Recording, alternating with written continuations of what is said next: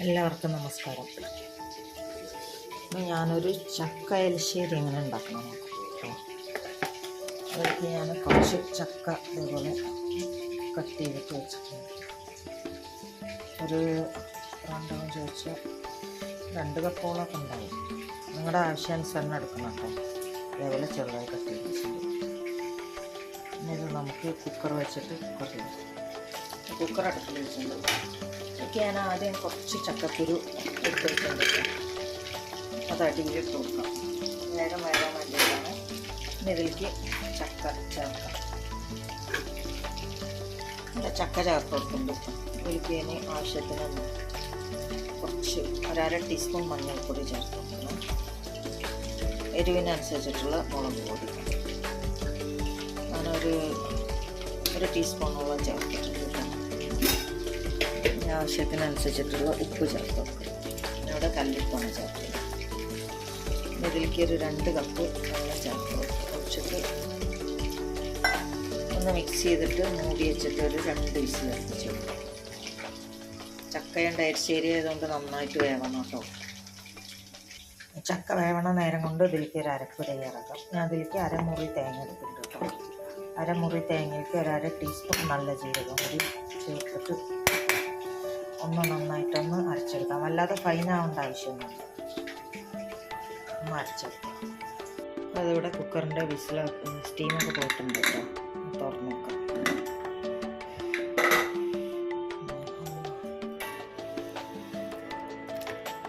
നന്നായി വെന്തിട്ടുണ്ട്. ഇനി ഇതിലേക്ക് നമുക്ക് തേങ്ങ അരച്ചത് ചേർത്ത് കൊടുക്കാം. എന്നിട്ടൊന്നുകൂടി തേങ്ങ അരച്ച് ചേർത്തിട്ട് ഒന്നുകൂടി ചൂടാക്കണം. അപ്പോഴേക്ക് ഇതൊന്ന് ചൂടായി വരുമ്പോഴേക്ക് നമുക്ക് കുറച്ച് തേങ്ങയും ഉള്ളിയൊക്കെ വറുത്തിടാൻ വേണ്ടി എരിശ്ശേരിയല്ലേ, അപ്പോൾ തേങ്ങ കുറച്ച് വറുത്തിടണം. അതിലേക്ക് ഞാൻ തേങ്ങയുടെ അരപ്പ് ചേർത്ത് നന്നായി മിക്സ് ചെയ്ത് കൊടുക്കണം കേട്ടോ. ഈ പരിവായിരിക്കണം. പിന്നെ ചക്കക്കുരുവിൻ്റെ മേലത്തെ വെളുത്ത തൊലി മാത്രമേ കേട്ടോ കളയാൻ പാടുള്ളൂ. അതിൻ്റെ ചുമന്നൊരു തൊലി ഉണ്ടല്ലോ, അത് കളയാൻ പാടില്ല. അത് നല്ലതാക്കുന്നത്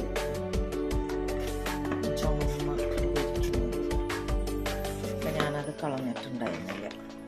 മേലുള്ള വെളുത്ത തൊലി മാത്രമേ ഉള്ളൂ. ഇതിലേക്ക് നമുക്ക് വറുത്തിടാം. ഞാനൊരു ചീഞ്ചട്ടി അടുപ്പിൽ വെച്ചിട്ടുണ്ട്. അതിലേക്ക് കുറച്ച് വെളിച്ചെണ്ണ ഒഴിച്ചു കൊടുത്തിട്ടുണ്ട്. എണ്ണ ഒന്ന് ചൂടായി വരട്ടെ. എണ്ണ ഒന്ന് ചൂടായി വരുമ്പോൾ അതിലേക്ക് ഒരു 1/2 ടീസ്പൂൺ കടുക് ഇട്ട് പൊട്ടിക്കാം. എണ്ണ ചൂടായുണ്ട്. അതിലേക്ക് ഇനി 1/2 ടീസ്പൂൺ കടുകിടാം. 2-3 വറ്റൽമുളക് ചേർത്ത് കൊടുക്കാം. കുറച്ച് കറിവേപ്പില, പിന്നെ ഒരു 8-10 ചെറിയുള്ളി എടുക്കുകയും കട്ട് ചെയ്ത് വെച്ചിട്ടുണ്ട് കേട്ടോ. അത് ചേർത്ത് കൊടുക്കാം. ഇത് ഉള്ളി ഒന്ന് വഴഞ്ഞ് വരുമ്പോൾ ഒരു 4 ടേബിൾ സ്പൂൺ തേങ്ങ ചേർത്തിട്ട് ഒന്ന് വറുത്തിടാം. എരിശ്ശേരിയല്ലേ, ഇപ്പോൾ തേങ്ങ വറുത്തിടുമ്പോൾ നല്ലൊരു ടേസ്റ്റുണ്ട്. എരിശ്ശേരി ഉള്ളി ഒന്ന് വഴഞ്ഞ് വറുത്തിട്ട് ഉള്ളി ഇപ്പോൾ വഴന്ന് വന്നിട്ടുണ്ട് കേട്ടോ. ഇത് നമുക്ക് എരിശ്ശേരിയിലേക്ക് ചേർത്ത് കൊടുക്കാം.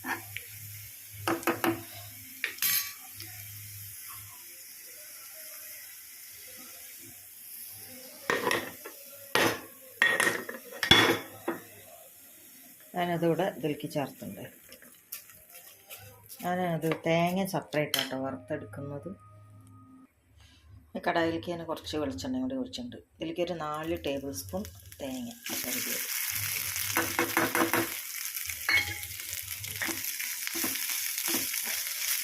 ഇതൊന്ന് ലൈറ്റ് ബ്രൗൺ ആവുന്നവരെ ഒന്ന് വറുത്തെടുക്കണം. അപ്പോഴാണ് അതിൻ്റെ ടേസ്റ്റ്.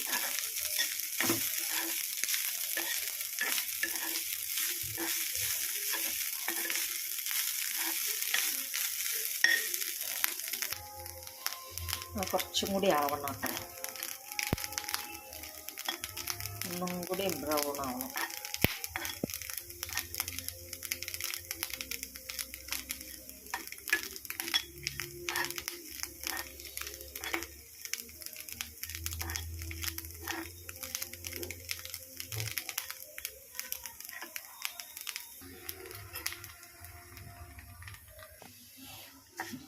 തേങ്ങ അവിടെ റെഡി ആയിട്ടുണ്ട്. ഇനി നമുക്കിത് എരിശ്ശേരിയിലേക്ക് ചേർത്ത് കൊടുക്കാം.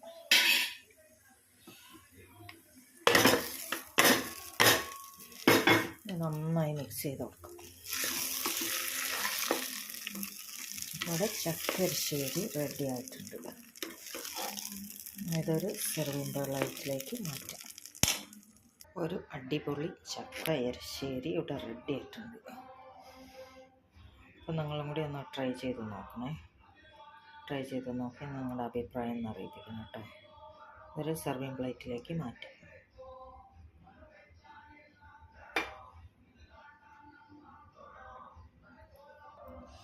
അപ്പോൾ നിങ്ങളെല്ലാവരും ഒന്ന് ഉണ്ടാക്കി നോക്കി നിങ്ങളുടെ അഭിപ്രായം ഒന്ന് അറിയിപ്പിക്കണേ. അടുത്ത റെസിപ്പിയായിട്ട് കാണുന്നവരേക്കും thank you. Easy and very tasty chakka erissery.